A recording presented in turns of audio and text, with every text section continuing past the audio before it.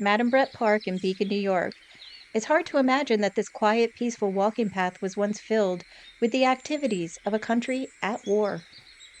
Traditional history states that all roads led to Madam Brett's mill, and it makes it easy to imagine her 1708 grist mill here as an ancient colonial scene in Beacon's history. After the death of her husband Roger, Widow Brett had the daunting burden of choice. Should she go back to New York and remarry, or stay and fulfill her father's dream and all that he had left in her hands? She decides to stay, sells her land, and builds a community.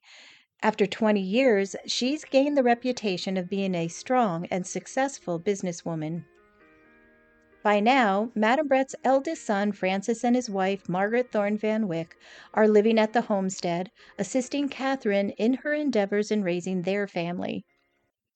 Catherine now puts all her energies into forming the Frankfurt Storehouse, a cooperative of 21 local businessmen. Here, grain, flour, and other goods were brought to the storehouse, priced, and shipped to New York. The cooperative thrived as a commercial hub until 1840. As for the mill, historical documents state she sells the mill, house, and surrounding land to her nephew, Abraham DePeyster. He was one of the richest men in New York City at the time. The old gristmill area became a beautiful summer home for the DePeysters. A small colonial village of stores, shops, storehouses, and shipping docks would line the banks of the Hudson River. This area became known as DePeyster's Point, a name that would play a key role in Beacon's Revolutionary War history. 1764. The American colonists have begun significant grumblings and organized resistance against British policies under King George III. Frances has 2 daughters that would marry into a powerful milling family from Bushwick, New York, now Brooklyn, with strong governmental ties leaning toward the resistance to the crown. These marriages strategically expanded their milling operations from New York to the Hudson Valley. The Bretts' eldest daughter, Hannah, would marry Henry Schenck. Henry has cultivated a strong knowledge of mills and skills in business. 1767. Jacobus DePeyster has inherited DePeyster's Point. Experiencing bankruptcy, he sells the old gristmill to Henry Schenck at a reduced price.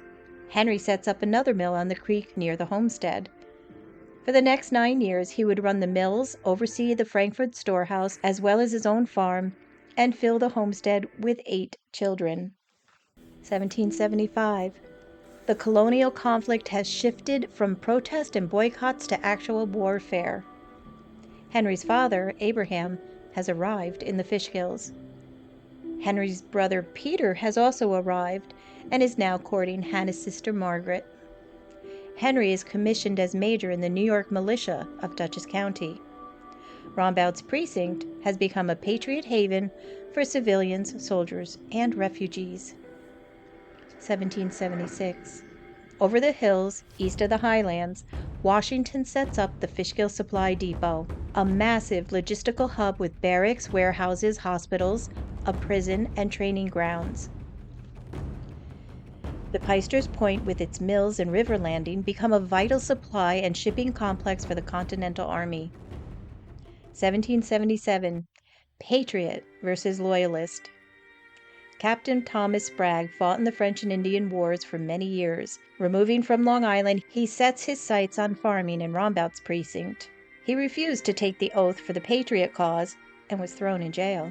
Escaping, he rounded up 28 local Fishkill loyalists and headed to New York to join the Queen's Rangers under Major Robert Rogers. His son would become a dispatch rider and spy.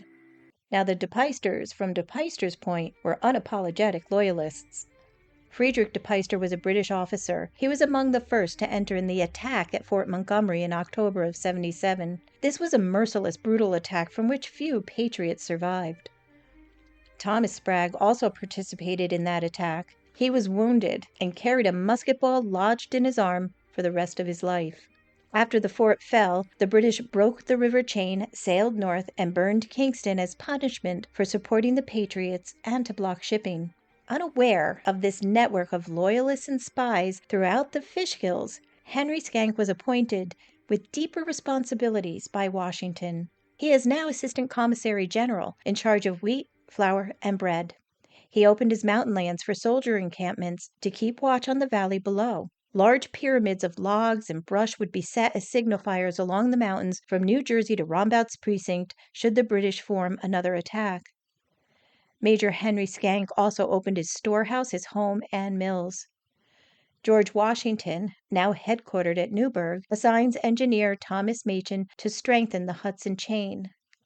Machen also creates a map of the Highlands, prominently featuring DePeyster's Point. 1778. The British were at work creating a map of their own of the Highlands. They bring in Major Patrick Ferguson. He was a close personal friend of Jacobus DePeyster. Jacobus even names his second son, James Ferguson DePeyster, after him. Eldest son Abraham would be second in command under Ferguson in the Battle at Kings Mountain. This connection caused Abraham to be known as Ferguson's puppy. Major Ferguson was assigned to create a reconnaissance sketch map of the Highlands from Peekskill to DePeyster's Point.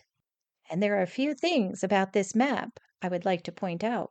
Starting at the Fishkill Creek at the point where it meets the Hudson River, we see the DePeyster Mill. Further inland, the Schenck Mill near the homestead.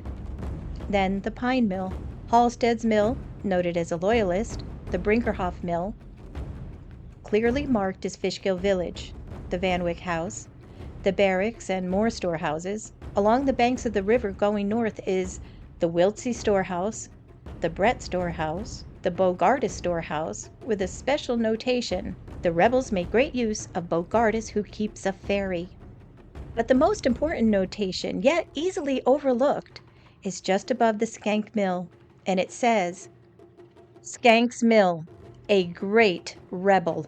Not because they thought he was a great man, but Major Henry Schenck was now specifically in the crosshairs of the British, first to be captured and punished.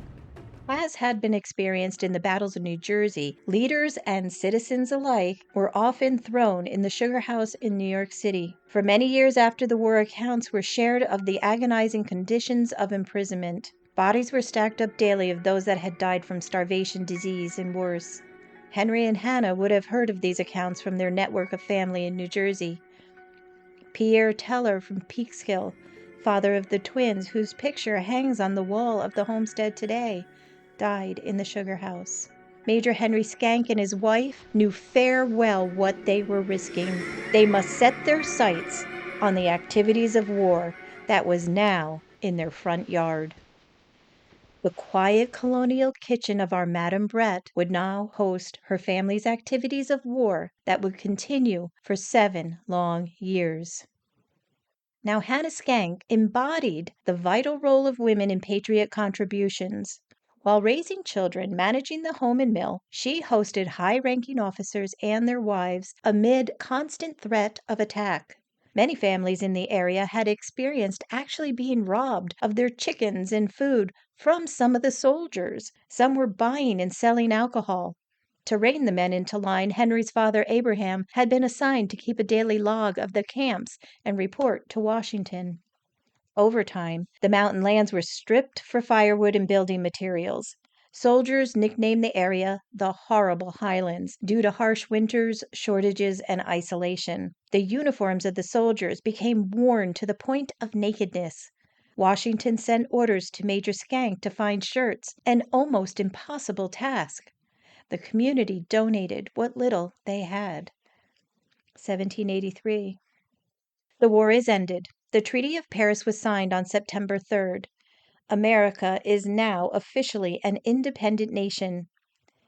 Henry and Hannah Schenck host a holiday party in December to celebrate and honor George Washington. They invite many high-ranking officers and over 200 local soldiers and neighbors. The name of DePeyster's Point would fade into Beacon's past. Friedrich and Abraham would remove to Canada, where they would grow their wealth. Their father Jacobus oversaw their properties in New York.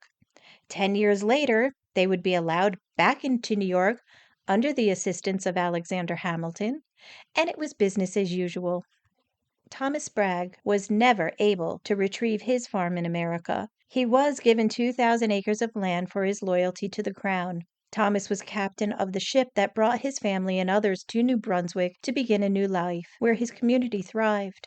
But Schank's family involvement in the new America would not end here. Henry's son, Abraham, would continue the war in the arena of politics. Son Peter would join forces with his family to head up the Industrial Revolution, starting with a cotton mill on the Fishkill Creek that would become Matawan. His daughter Alice, or Elsie, would marry Isaac de Peyster Teller, a grandson of Cornelia de Peyster, of the gold and blue dress fame. His wife Hannah, some say Madam Brett's favorite granddaughter, would outlive her husband in Fishkill Landing by 25 years. Henry would die in 1799. The name of Major Henry Schenck often sits quietly in the background, being overshadowed by the presence of Washington, Hamilton, and Lafayette. Their visits to the homestead were mighty, but brief. So, in light of the 250th celebration of the nation that Henry gave so much to, we at the Melzinga chapter of the Daughters of the American Revolution invite you to visit one of the last standing historical reminders of Fishkill and America's grit, survival, and success, and pay tribute to our mighty yet unassuming hero, Major Henry Schenck. Good day.